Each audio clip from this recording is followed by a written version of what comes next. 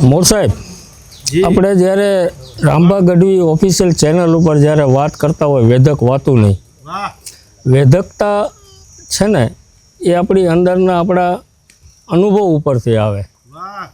એ વેધકતાની એક વાત કરવી છે આજે મારે. નવો આમ ડ્રાઇવિંગ શીખો અને સુરેન્દ્રનગરથી વિરમગામ જતો હતો, ગાડી ચલાવતો હતો અને ગાડી ચલાવતા સામેથી એક વાહનને ઓવરટેક કરતાં સામેથી એક ગાડી આવી. એ એસટી હતી, સુરેન્દ્રનગર ડેપોની જ તે. અને એ એસટીવાળાએ આમ એને બ્રેક મારવી પડી. મારે એક વસ્તુ વહીની એટલે પછી ઊભા રાખીને મને એણે કીધું એમ કે લાઇટું કરી તમને દેખાણી નહીં?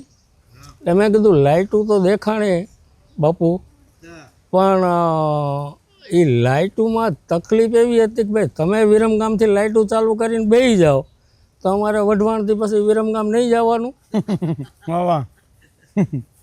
અમારે તો વઢવાણથી વિરમગામ જવું હોય તમે તો વિરમગામથી લાઇટું કરીને બેસી જાઓ તો અમારે વઢવાણથી વિરમગામ જ નહીં જવાનું. વેધક વાતું એવા પ્રકારની છે કે આપણા જિંદગીના જીવનના અનુભવ ઉપરથી વેધક વાતું થાય.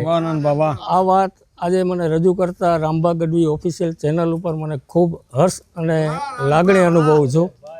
એટલે આ ચેનલ ઉપરથી આપણે આવી બધી વેધક વાતો જ રજૂ કરવાની છે. વેધક શબ્દ જે આ ચેનલના જે આપ્યો છે એનું મર્મ સમજવાવાળો જે વર્ગ છે એને પાકી રીતે સમજાશે અને વેધક વાતો લોકોના મગજમાં પૂરેપૂરી ઉતારવા માટેની કોશિશ કરશું રામબા ગઢવી ઓફિશિયલ ચેનલ ઉપર.